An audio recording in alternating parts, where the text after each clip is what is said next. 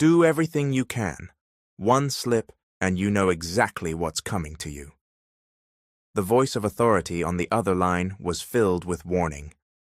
Yes, sir, Annie responded, her voice shaking slightly as she held the phone. She was one of the top employees at Mateo Henderson's company. Since the tragic loss of his wife and child, Mateo had changed. He had become cold, ruthless, and relentless, earning the nickname Monster Boss from his employees. Still, they endured him. Why? Because he paid well. And more than that, Mateo was one of the most recognized entrepreneurs in America.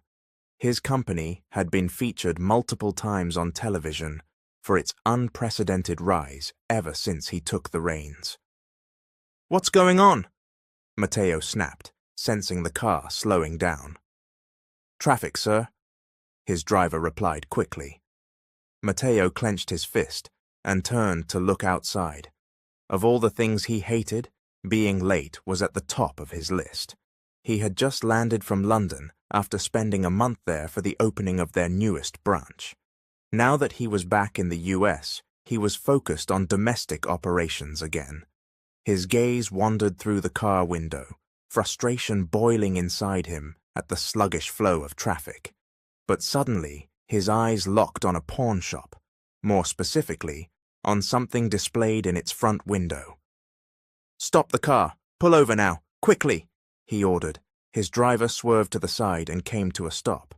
Mateo wasted no time getting out of the vehicle. He approached the display window, his eyes glued to the ring inside. Good morning, sir. How may I help you? Asked the pawn shop attendant with a bright smile. But Mateo didn't answer. His attention was solely on the ring. Oh, are you interested in that ring?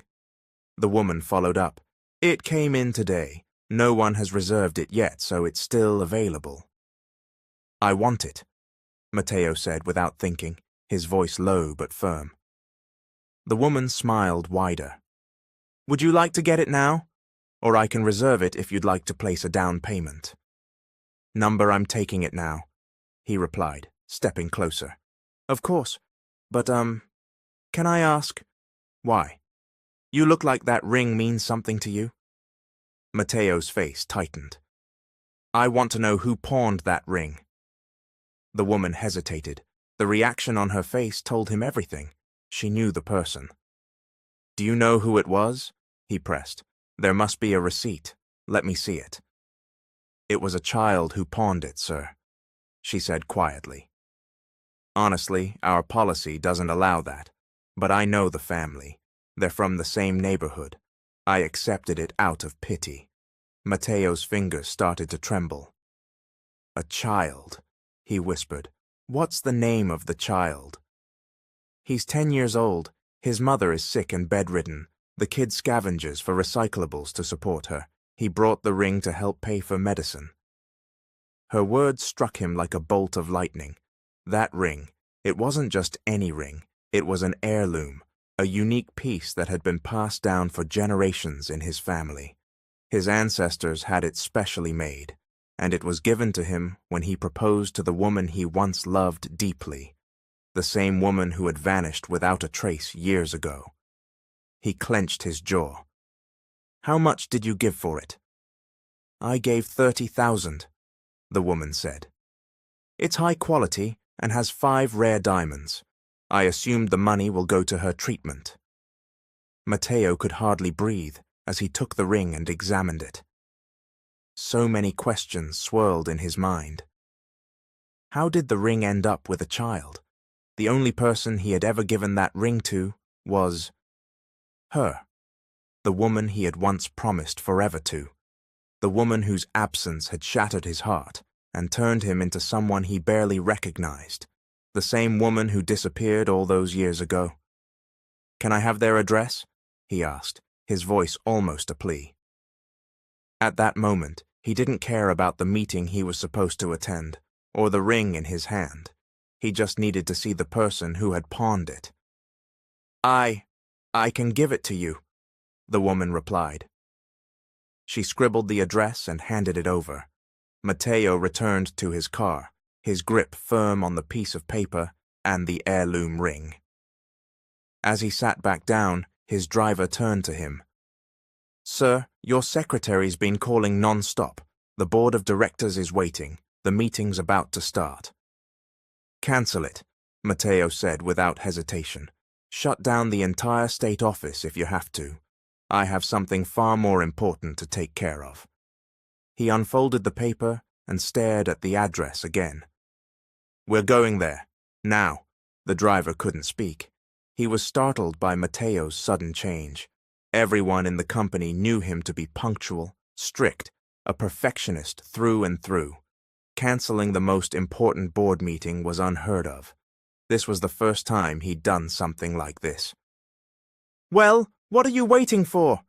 Matteo snapped, breaking the driver's trance.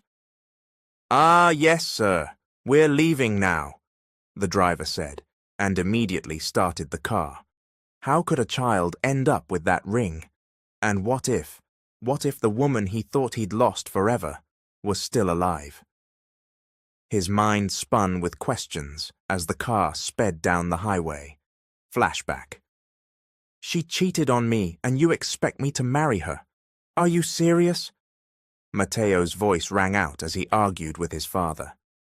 "I'm sure Claudia still loves you. She won't do it again," his father replied, equally furious. Matteo couldn't believe what he was hearing. "Is it because her father is your friend? Because marrying her would benefit the company?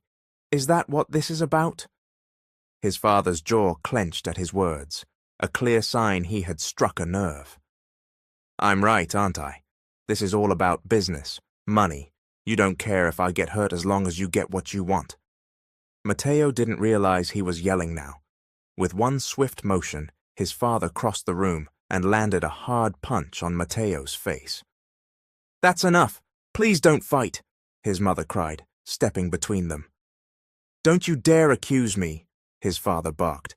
"Everything I do is for your benefit.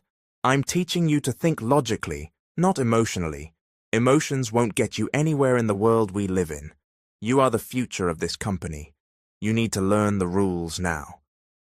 Matteo wiped the blood from the corner of his mouth and gave his father a bitter smile. "Yeah, I should ignore my mental health for the sake of your precious company, just like you did. You never even loved Mom. You married her for her money. You used her to climb to the top." His mother turned pale at his words. She loved his father so much that she had chosen to stay blind. "Are you even aware you've become a low-key gold digger?" Matteo spat with a sarcastic grin, turning back to his father. "What did you just say?" His father shouted and was about to lunge at him again, but his mother stepped in to stop him. "Just go, Matteo. Please, go," she begged, pushing him out of the house before things escalated further. "Get back here, you ungrateful brat! How dare you walk away from me?"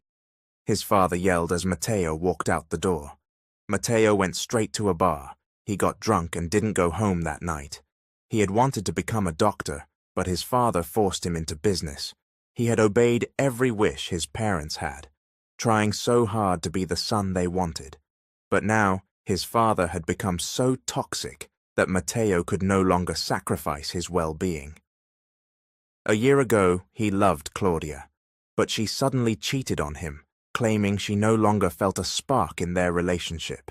He hadn't been able to move on since, and now his father was telling him to go back to her, as if the months of heartbreak meant nothing. He took the last swig of whiskey from his glass and stood up from the bar stool. "Dude, you look hammered. You sure you can still drive?" asked his friend, the bar owner. "Yeah, man, thanks. I can handle myself," Matteo replied with a crooked smile. He didn't care what happened to him anymore. If he died, so be it. Life had become meaningless. His father didn't value his sacrifices or his feelings. Maybe disappearing would be better for everyone. He floored the gas pedal of his Bugatti as he raced down the highway. He overtook cars, veered into the opposite lane, and instead of slowing down, he stepped harder on the accelerator. "This is your day, Matteo," he muttered through clenched teeth. eyes wild. He had no destination. He just kept driving, until suddenly a huge truck clipped his bumper. His car was thrown off the road and over a cliff. It tumbled violently before finally crashing to a stop at the bottom. Matteo lost consciousness. When he opened his eyes, he was in an unfamiliar place. The walls were made of bamboo, the roof old and patched. A vintage cabinet sat by the wall, and the wide open window beside his head let in the warm breeze. The room reflected the lives of those who lived there. Humble, modest people. "He's awake, Grandma," said a gentle female voice. He turned and saw a young woman coming down from the upper level of the small home. A few moments later, an older woman joined her. Both were smiling as they saw him awake on the bamboo bed. "Thank goodness. Here, have some water," said the older woman, handing him a glass. "Where am I? Who are you?" he asked, still dazed. The younger woman stepped forward. She was beautiful, cute even. "You can call me Grandma Esme. This is my granddaughter, Mary. She found you and brought you here," said the elderly woman. "We thought of calling the police, but our village is far from town, and you needed help, so we did what we could." Matteo blinked. The last thing he remembered was speeding down the highway. "My car. What happened to my car last night? Where is it now?" he asked, still confused. "That was actually 2 days ago," Mary said softly, with an awkward smile. Matteo looked from one to the other. He had been unconscious for 2 days. Bandages covered his head and stomach, and scrapes lined other parts of his body. His whole body ached, but the painkillers they'd given him dulled the sting. They had wanted to report his accident to the authorities, but Matteo had asked them not to. He told them he had no memory, and feared he had been attacked. He worried that revealing himself would put him in more danger. That was a lie, of course. He simply didn't want to be found. He felt guilty. These 2 women had taken him in without hesitation. Their kindness was a lifeline he didn't deserve, and yet it was the only thing that kept him going. "Eat up," Mary said, carrying a tray of food into the room one morning. "Thanks," Matteo replied, offering her a small smile. She set the tray down and then placed some medical supplies beside it. "I'll change your bandages after you eat. Just let me know when you're ready." "I will," he said quietly, and nodded. She gave him some privacy. Some time later, she returned and gently cleaned the wound on his abdomen. Matteo watched her closely as she worked, quietly admiring her cuteness and care. "Thanks," he murmured, once she finished. "You're welcome," she said cheerfully. "If you feel well enough, join us downstairs for lunch." He smiled and nodded again. He could manage walking by now. The grandmother and granddaughter took good care of him. They only served healthy food, and the home had a peaceful, almost healing aura. When he came down the stairs, the first thing he saw was a wide vegetable garden just outside the living room. Rows of eggplants and other vegetables grew thick and healthy. He hadn't expected to see such vibrant greenery. "Come now, let's eat," Grandma Esme called, smiling warmly. The air was quiet and cool. Their lifestyle was simple and peaceful, completely different from the city he came from. "This is how we make a living, son," the grandmother said. "My granddaughter and I rely on this farm. She lost both her parents, so I raised her alone. This land is all I can leave to her." As she spoke, Matteo saw Mary carrying a clay jar of spring water into the house. Despite her age and the hardships of life, the older woman still wore an expression of calm contentment. She was clearly proud of what she had built. A month passed with Matteo staying in their home. Slowly, he learned the ways of farm life. Though born into wealth, he was adjusting to the humble routine. "You sure about this?" Grandma Esme asked, worried when he volunteered to accompany Mary to deliver the vegetables they had harvested. "I'm fine now. I can handle myself. Besides, she shouldn't go alone. It's too much for one person." he replied. The load was too heavy for Mary to carry by herself. Hiring help would cut into their already limited funds. "Thank you, I'm relieved to hear that," the old woman said, smiling at last. Mary soon joined them, wearing the small money pouch tied around her waist. "Let's go," she said brightly. He paused, momentarily caught off guard by her smile. Lately, she'd been looking more and more beautiful to him. They rode into town together with the sacks of vegetables loaded into a passenger truck. Matteo, shirtless and sweating, climbed on top to secure the bags. As he worked, he noticed Mary stealing a glance at him. When their eyes met, she quickly looked away, cheeks flushed.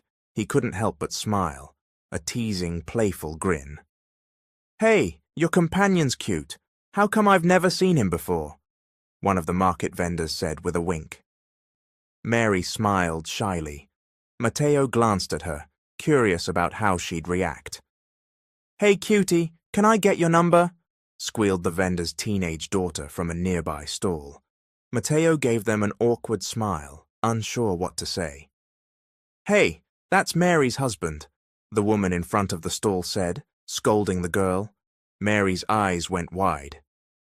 "He's not my husband, ma'am," she stammered quickly. Matteo stayed silent, simply watching her panic. Oddly enough, he liked the idea of being her husband. "He's my cousin," Mary added. Matteo scowled as they walked home. Cousin? Really? He still hadn't gotten over what she had said earlier. "I couldn't just say I found you bloody in a wrecked car," she explained as they stood near the fish stall, waiting for their fish to be chopped. "If I did, people might talk, and someone might track you down. And I also didn't want them to think we're a couple. We're not married. There's nothing between us." That made sense, but it didn't stop him from feeling irritated. Why did her calling him her cousin annoy him so much? "Should I take the payment to your husband?" the fish vendor asked, pointing at Matteo. Mary bit her lip and turned away. "No, I've got it," she said, and paid quickly. "And he's not my husband, he's my cousin." Matteo sighed, disappointed once again. "Oh, I just thought you were a couple. You don't look alike," the vendor said with a laugh. "We're cousins, not twins," Mary replied, forcing a chuckle. The vendor nodded and kept laughing. Mary turned to him. "Let's go." She walked away briskly. Matteo followed her, still fuming about the cousin thing. When they returned home, Mary prepared lunch. Matteo could tell she was more tired than him. She always woke up early to help harvest and deliver vegetables. He started to worry for her. "I'll do that," he said, taking the knife from her. Startled, she looked at him. "I think I know how to cook this," he added as he began chopping ingredients. "You sure?" Mary asked, concern in her eyes. He smiled and nodded. "Yeah, I got this. Go rest." She hesitated, then left him alone in the kitchen. When he finished cooking, Mary returned with utensils. Just as she was about to place the glasses on the table, one slipped from her hand and shattered on the cement floor. She bent down to pick up the shards, and Matteo watched as her hand got cut. She didn't flinch, just kept cleaning. She was about to leave without treating the wound when Matteo grabbed her arm. "What?" she said, irritated. "Your hand's bleeding," he said, frowning. She swallowed and stayed silent, though it was clear he'd seen the injury. "Come here," he said, pulling her gently into the living room. He got some cotton and disinfectant. Mary let him help her, unsure what to expect. "Is this how you usually deal with injuries? Just ignore them?" he asked, frustration in his tone. "What if it gets infected?" She didn't respond. When he looked up, she was watching him quietly, as if listening to his every word. She didn't talk back. She just took it all in. Mary was different. She didn't react the way other women did. When scolded, she stayed silent, never lashing out. But Matteo had no idea what went on in her mind during those moments. She was strange, and for some reason, he was fascinated by her. "I just don't want you to neglect yourself," he muttered after a while. "I'm sorry." He finally calmed down. After a long silence, Mary said softly, "Thank you for caring."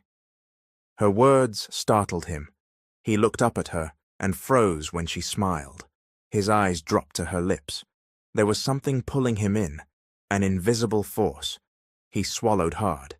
His face drew closer, and before he realized it, their lips met.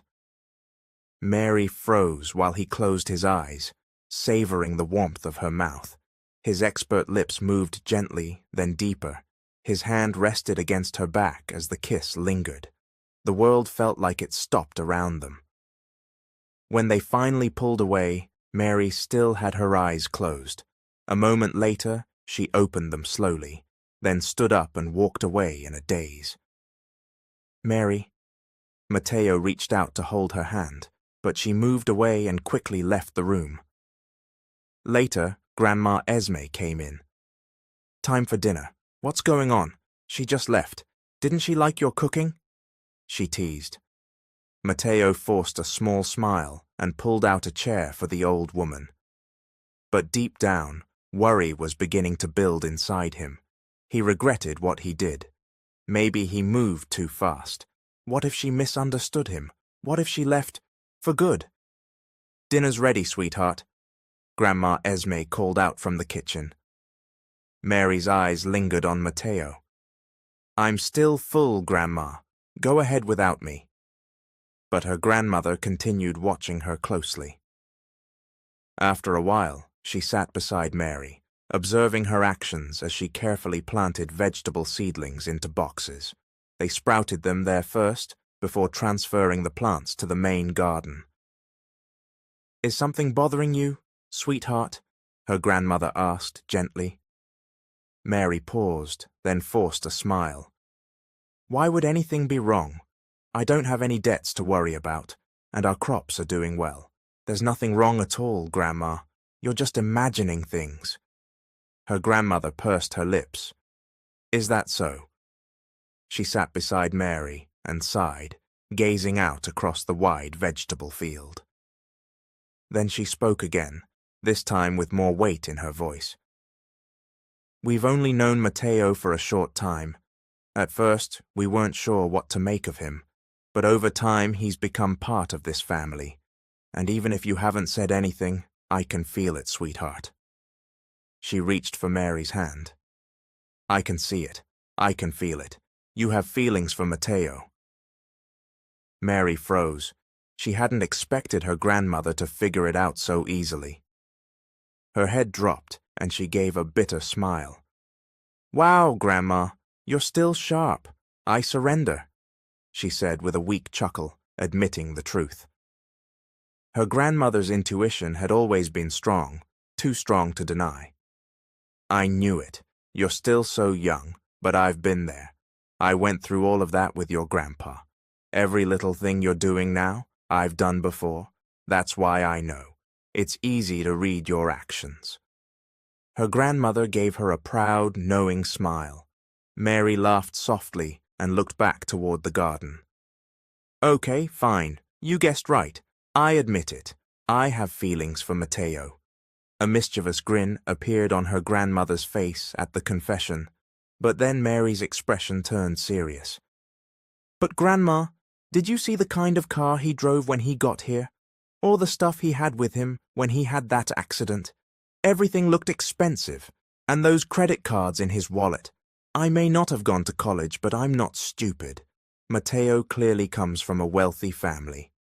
Her grandmother let out a deep sigh. "I can already guess what you're afraid of, sweetheart. You're worried you're not enough for him, that you two come from completely different worlds, that someone like him is meant to be with someone rich, not someone like us." Mary nodded. "Exactly. And someday, Matteo will return to that world. He'll go back to the life he had. He'll forget about us. That's why I think maybe I should stop this now." Her grandmother wrapped her in a hug. She understood completely. Later that afternoon, Mary told her grandmother she was heading to a birthday party in town. The celebration went late into the evening. She lost track of time enjoying the conversations with old friends. "A really handsome guy is asking for you, Mary," one of her former classmates announced as she entered. The party was packed with people, many of them classmates from her high school years. "Girl, he's even hotter than our high school crush," one of her friends squealed. Nervously, Mary made her way to the gate. Even from a distance, she recognized the tall, serious man standing there. Matteo. He stood at the gate, brows furrowed, clearly upset. "Gosh, I thought he was a celebrity," one of her classmates whispered. Even other guests were turning their heads to look at him. He had the kind of face and aura that drew attention, like a model or a foreigner who got lost in a small town. "We're going home," Matteo said coldly, his voice sharp. Mary's mouth fell open in shock. She didn't expect that tone from him, nor did she expect him to show up at all, much less looking angry. "Damn, even angry, he's hot," one of her classmates giggled beside her. Cousin, we're heading out," Matteo cut in, before she could say anything else. She had planned to introduce him to her friends, but he pulled her away before she could even explain. She stumbled along behind him until they reached the road. Then she yanked her hand from his grip. "What's your problem?" she snapped, clearly annoyed. Matteo clenched his jaw. "It's already 8:30. She frowned. "So? What time did you expect me to be home?" "I'm staying over at Mish's place," she said with irritation. His brows furrowed further. "Smells like alcohol," he said, after sniffing near her. "It was just one shot, mixed drinks, and I was with girls I've known forever," she countered. His whole demeanor turned darker. "Good thing I came to get you. It looks like you were about to throw your life away." "What?" she shot back. "I had one drink. One. It's not like I do this all the time. I know my limits." She hated how he was judging her. It felt unfair. When a tricycle passed by, she climbed in without saying another word. She didn't care if Matteo followed or not. They'd have to take 2 rides to get back to their area. When they reached the bus station, they learned that no more buses were heading to their village. It was too far, and no motorcycle drivers wanted to take the risk. "We have no choice. We'll have to stay at a lodge tonight," Matteo said. Then it hit her. They'd be spending the night in the same place, together. "I'm sorry, sir," the clerk at the lodge said. "There's only one room left. It's Valentine's Day, so everything's full." That's when Mary realized the situation. She didn't say anything else and let Matteo handle the booking. Inside the room, she quickly grabbed a blanket and pillow from the bed, but Matteo gently took them from her. "I'll sleep on the floor. You take the bed," he said. She hesitated, but eventually walked toward the bed. Matteo laid his blanket out on the floor and then left the room. When he returned, he carried several plastic bags. "Shampoo, soap, and clothes. There's a store still open nearby," he said, placing a bag on the table. Then he handed her another. "Food. Eat if you get hungry." She opened the bag and blushed when she saw a pair of underwear inside. Matteo had thought of everything. He showered first, and when he emerged, freshly bathed, Mary couldn't stop herself from biting her lip. Something stirred inside her. Flustered, she rushed into the bathroom, but in her hurry, she forgot to bring clothes. She stepped out wrapped only in a towel. She breathed a sigh of relief when she saw Matteo lying down with his eyes closed.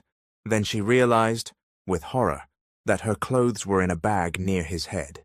She didn't want to walk over in case her towel slipped, so she crawled. Quietly, she reached for the bag, inch by inch. Then, as if fate had conspired against her, the towel came loose. Her eyes widened in panic, just as Matteo opened his. Their eyes locked. Then, in her panic, she stumbled and fell, straight onto him. Her lips accidentally brushed against his. Mateo's lips moved instinctively, deepening the kiss. His arms wrapped around her. She didn't fight it. She gave in. He began to pull the towel away. Mary didn't stop him. No matter how much she tried to deny it, her heart wanted this too. Even though they were exhausted that night, Mateo and Mary made sure to leave early the next morning. They wanted her grandmother to think they had come home the night before, even if the truth was that they spent the night at the lodge. They were even more careful because they didn't want her grandmother to suspect what had really happened between them. There was a subtle tension between Mateo and Mary after that, an awareness in their glances. They wanted to be affectionate, but they also wanted to respect Grandma Esme, who still had no idea about the real status of their relationship. For Mateo, their relationship was official now, but for Mary, it wasn't. Not yet. She needed her grandmother's blessing first. She respected her too much to move forward without it. They were in the middle of a quiet and pleasant lunch when they suddenly heard a car pull up outside the house. Mateo stood first and headed out to see who it was. He froze when he saw the familiar vehicle outside. His father stepped out and stormed toward him, rage written all over his face. Without warning, Mateo was punched hard in the face. "Benedict!" his mother screamed as she got out of the car. "You humiliated me!" His father bellowed, barely held back by the men who had accompanied him. Mateo stood still, staring at the ground. It was clear. The truth was about to come out, and he wasn't ready, but it was too late. "What are you doing? Why are you hurting Mateo?" Grandma Esme came out, her voice trembling with fury. She had seen the entire thing. "Are you the one helping my son hide? Do you realize I can press charges against you for this?" Mateo's father shouted, pointing his finger in her face. "Dad!" Mateo growled, stepping in. In the months he had stayed there, Grandma Esme had become like family to him. He couldn't accept the way his father was speaking to her. He owed her his life. No one, especially not his own father, had the right to disrespect her. His father looked stunned. "Let's go," Mateo said coldly. "I'll go with you quietly, but don't cause any more trouble here." He turned back to the grandmother and granddaughter. "Thank you for everything," he said, voice heavy. He looked at Mary. A bitter smile touched his lips, and he nodded at her. "I'm leaving now." He had no choice. He didn't want his father causing any more chaos in the peaceful lives of these good people. They didn't deserve this kind of treatment. He got in the car without looking back. His parents followed. "We'll talk when we get home.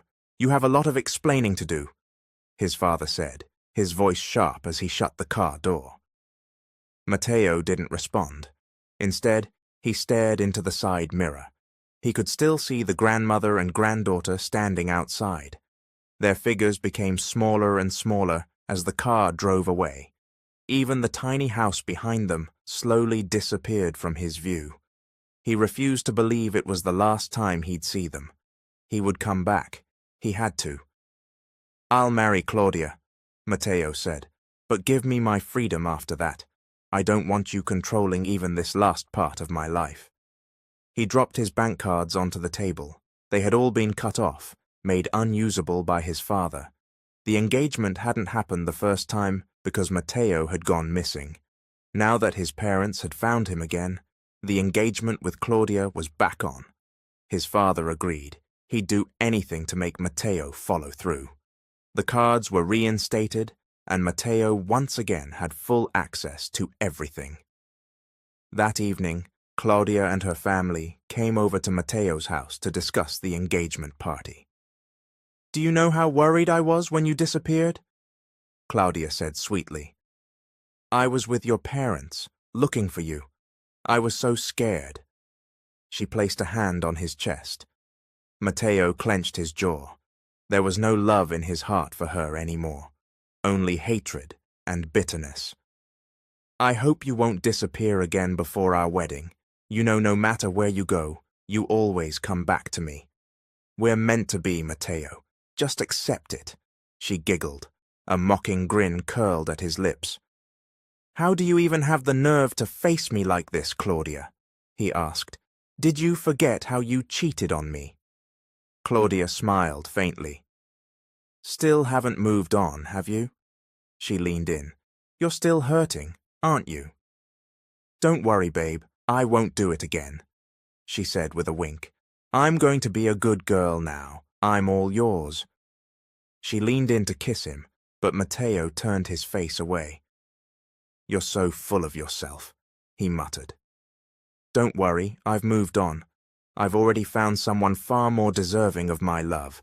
Someone who's nothing like you. In short, she's better than you. Claudia's jaw tightened. Liar!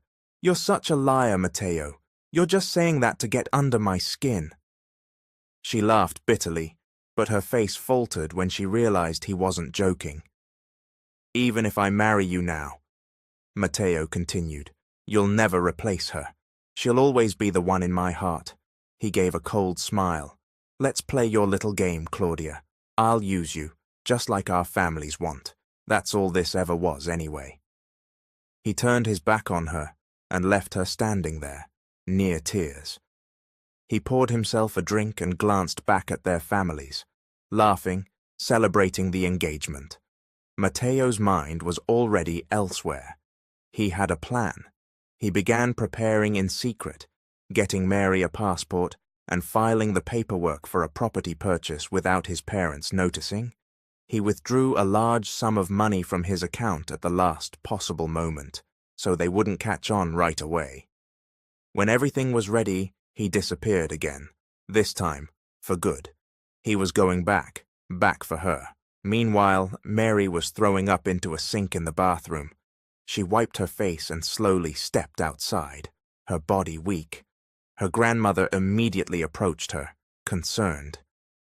Drink this ginger tea, sweetheart. It'll help settle your stomach, Grandma Esme said gently, handing her the warm cup. Mary gave a faint smile. Days after Matteo had left, she finally confessed to her grandmother what had happened between them. She admitted she was pregnant, and that Matteo was the father. Her grandmother's face fell. She had hoped Matteo would stay, that he would have said something about their future. Now that Mary was carrying his child, she was certain she was going to raise this baby on her own. Mary tried her best to do as her grandmother asked, to take care of herself and remain calm. But she could no longer do the things she used to. She couldn't help out on the farm anymore, and she worried constantly about her grandmother. The older woman was too old to be doing everything alone. I'm sorry, Grandma, Mary said tearfully after another round of nausea. Her grandmother shook her head. You love him. You're only human. Don't blame yourself. And if you're really meant to be, he'll come back. If not, I'm still here. I won't leave you. We'll raise this baby together, you and me. Don't worry. I've got you. Mary hugged her tightly. At moments like this, especially when emotions overwhelmed her, her grandmother was always there to comfort her. Just being in her arms made her feel lighter. A few moments later, they heard the sound of a car horn outside. Both turned toward the door, eyes wide. They rushed outside. Parked out front was a sleek black car, and stepping out was the man Mary's heart had longed for all this time. Her grandmother grabbed her hand. See, sweetheart, I told you, if you're really meant to be, he'll come back. A soft smile broke across Mary's lips. Her eyes never left Matteo as he walked toward them. She hadn't expected him to return. She had been so angry, so hurt when he left. But now, all of that disappeared. All she felt was joy and nervousness. I'm happy Matteo came back for you, her grandmother said. Now I have nothing left to worry about. I want to stay with you both, but it's time. Mary turned to her. What do you mean, Grandma? You and Matteo need to live your lives together. Just the two of you. I'm old. I want peace. Go now, the two of you. Take care of each other. Don't ever neglect yourselves. Those were the last words Grandma Esme said after Matteo revealed his plan. He wanted her to come with them abroad, but she refused. She didn't want to leave the land where she'd spent her whole life. She insisted on staying, entrusting Mary's future to him. Mary agreed to leave with Matteo. It was painful, but she realized her grandmother was right. It was time to face life as just the two of them. During the ride, Matteo held her hand gently, flashing her a reassuring smile. "Don't worry, everything's going to be okay, baby," he said, kissing the back of her hand. Only then did she feel her nerves ease. "When we get there," he continued, "we'll go to my uncle on my mum's side. He's always been against how my dad handled things, and he's wanted to take me in for years. We'll finally go to him." A soft smile touched Matteo's lips as he spoke. At least now they had someone to lean on once they arrived in that unfamiliar country. Mary finally understood why Matteo had left the way he did. Everything had been part of a plan. He just needed time to come back and make it all right. "I have something to tell you, Matteo," Mary said nervously. "Huh? What is it?" Matteo asked, still focused on the road ahead. She took a deep breath, gathering her courage. "I'm pregnant." Matteo immediately slammed the brakes. Thankfully, they were wearing seatbelts, so Mary wasn't thrown forward. "I'm sorry, I'm really sorry," she said quickly. Matteo turned to her, alarmed. "Did I hear that right? You're pregnant?" A smile broke on Mary's face, and she nodded. "Yes, I'm pregnant." Joy lit up Matteo's expression.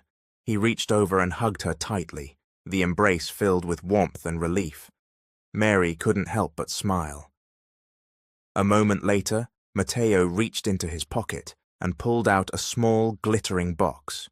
Inside were 2 rings, one of them gleaming with diamonds. "It's an heirloom ring. I want you to be the one who wears it, not anyone else."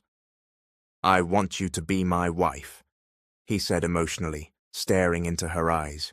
He slipped the ring onto her finger, then placed the other ring on his own hand. Mary teared up and hugged him again. Matteo couldn't stop smiling as they continued driving. Mary began to feel nauseous from her pregnancy during the ride, but it eased after a while. Matteo kept driving calmly, but the peaceful road trip was suddenly interrupted when a speeding car came hurtling toward them. The vehicle was fast, too fast. It seemed completely out of control. All they saw before the impact was the blinding glare of headlights. Matteo instinctively reached for Mary's hand. Then everything went black as their car was struck and flung off the road. The crash was swift, violent. Darkness followed. Matteo's eyelids fluttered open, heavy. He could hear voices around him, but sleep pulled him back under.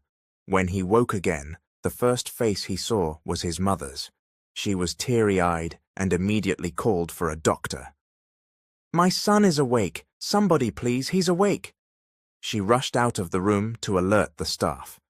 Matteo had to stay in the hospital for 2 months. His recovery was slow and painful. "Mary, where is she?" he kept asking, but no one gave him answers. His mother avoided the topic. A month passed, then his father arrived, still furious, but chose to say nothing, just a piercing glare. "Where's Mary?" Matteo asked his mother again. "She's pregnant. She's carrying our child." Days passed, still no news. He couldn't stand it anymore. How could he just sit there while Mary was missing? "The woman you were with is still missing. Don't ever mention that worthless girl's name again," his father snapped. Before his father could finish, Matteo ripped the IV from his arm. His mother screamed in panic as blood trickled from the tube. "I have to find Mary! She needs me!" he shouted, but his father's men quickly restrained him before he could get far. "You won't search for her," his father growled, "because if you do, I swear, I'll kill her grandmother. Mark my words, Matteo." Matteo lunged at his father in rage, determined to hurt him, but the nurses sedated him before he could act. He blacked out, and as the world faded again, one fear remained. Would he ever find Mary again? Would he ever meet his unborn child? He felt trapped, powerless, like he had placed the woman he loved in danger. 11 years passed. Outside, waves crashed against the shore. It was hot, even near the ocean. On the other side of a thin metal wall, neighbors argued loudly. The walls were flimsy, just sheets of corrugated tin. Noise was constant, but everyone who lived there had gotten used to it. "Mom! Mom!" Mary opened her eyes at the sound of a child's voice. Her son stood beside her, smiling. "I already ate, Mom. I finished the food we had last night. There's still a little left. You should eat too." "Are you heading out already, Bobby?" she asked in a gentle tone. He nodded. Bobby was her son. She had gone through a cesarean delivery. When she woke up from a coma, she remembered nothing. But the voice that echoed in her dreams, calling her Mary, stuck with her, so she kept the name. "Please eat something, Mom. Don't do the laundry unless you've had food. Don't forget to take care of yourself, okay?" Bobby pleaded sweetly. She smiled, nodded, and watched as he grabbed a sack and stepped outside. Bobby was only 10 years old, but because of their situation, he had been forced to work to help her. Every day she blamed herself. If only she hadn't gotten sick. Maybe her son would have had a better life. She couldn't afford to send him to school. Their poverty had robbed Bobby of a real childhood. Tears welled in her eyes. She turned toward the window. They lived in a makeshift home near the coastline, part of a crowded shanty town. No one knew where they came from. Not even she knew how she'd ended up in this life. Her past was blank.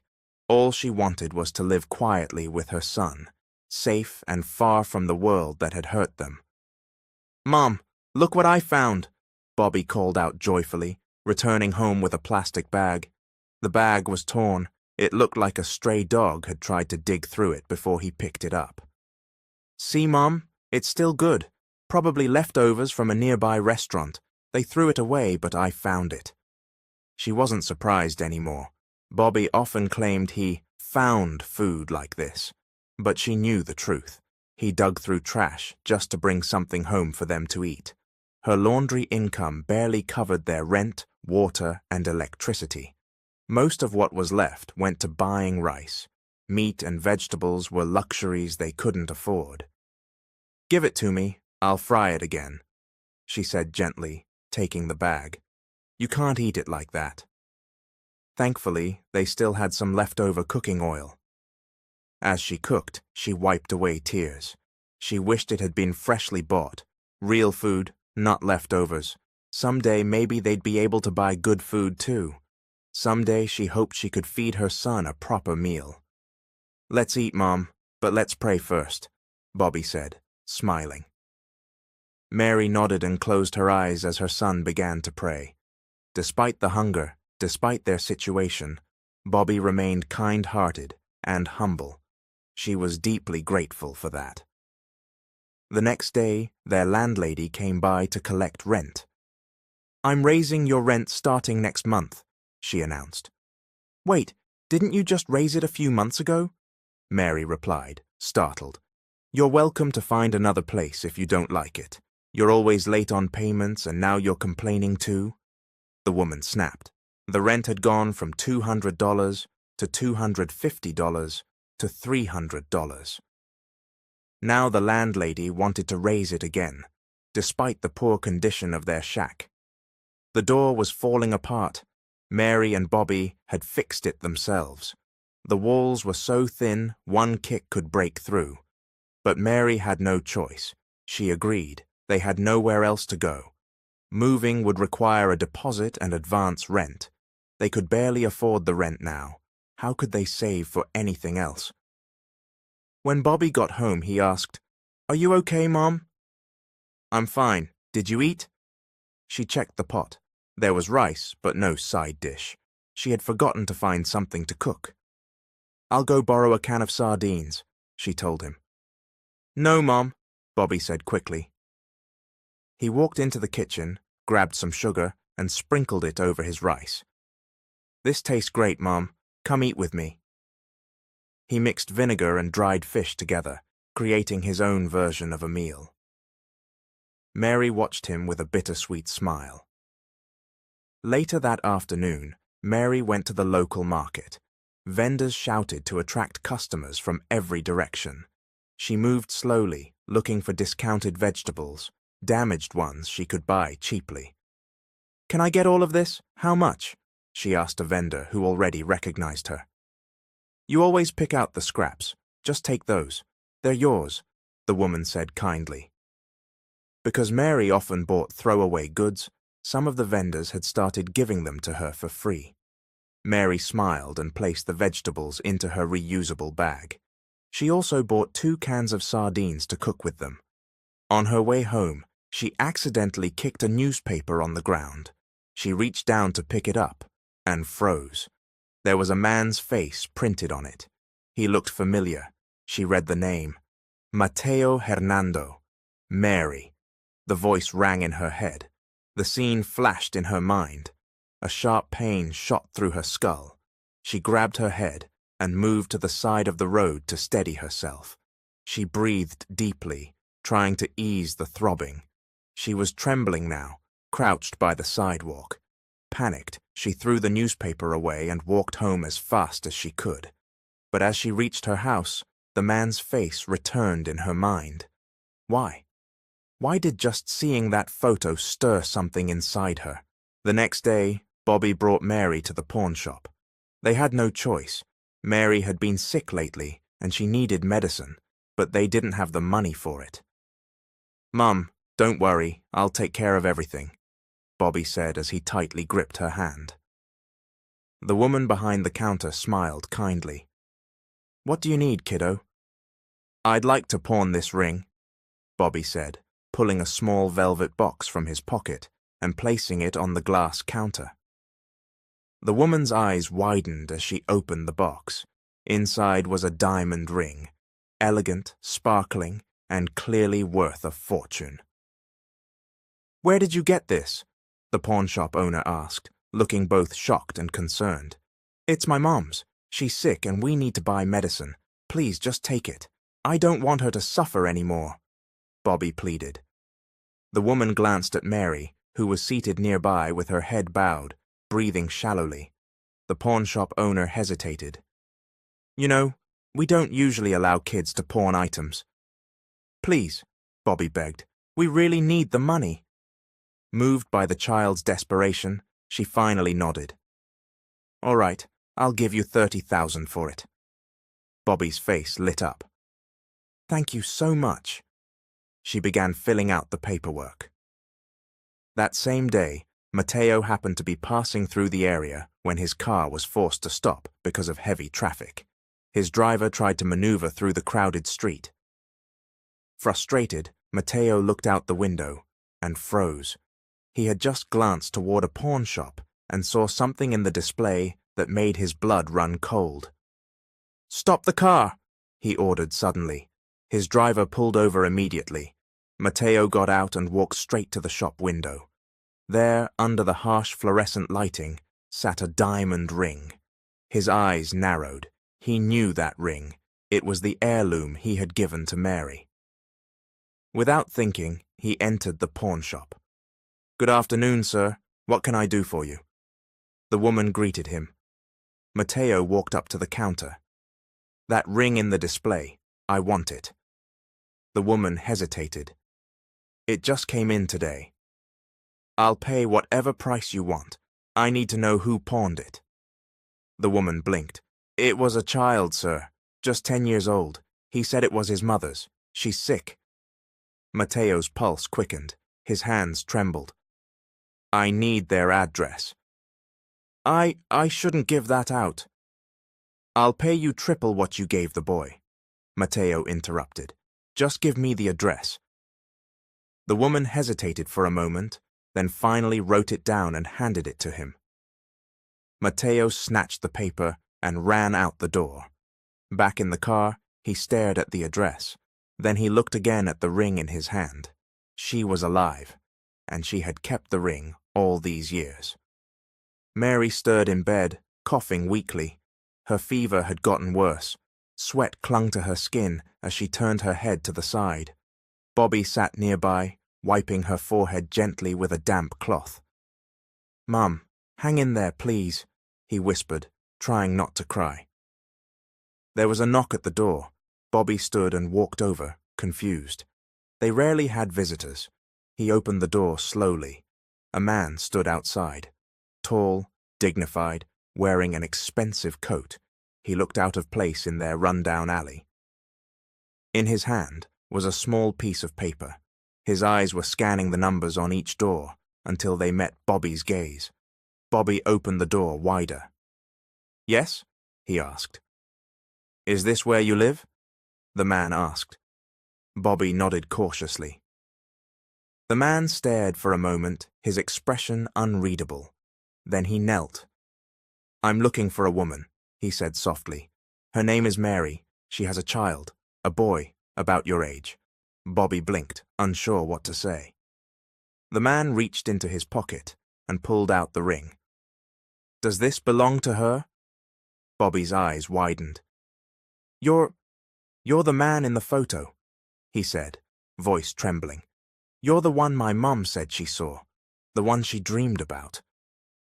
At that moment, Mary groaned from inside. Her cough echoed faintly through the paper-thin walls. Mateo's head snapped up. "Mum's sick," Bobby said. Without waiting, Mateo stood and rushed inside. He saw her on the mattress, pale, frail, and struggling to breathe. "Mary," he said, kneeling beside her. His voice cracked. Mary opened her eyes slowly. Her vision was blurred, but she saw a face she had dreamed about so many times. "Mateo?" she whispered, confused. Then it all came rushing back, the memories. He nodded, tears falling freely. "I'm here. I found you. I'm sorry it took so long." Mary tried to sit up, but he gently stopped her. "Don't move, just rest. I'm taking you to the hospital. Everything will be okay now." She stared at him, overwhelmed. It felt like a dream. "I thought I lost you," she whispered. "I never stopped looking," he said. He turned to Bobby and smiled through his tears. "You're my son," he said softly. Bobby looked at him, stunned.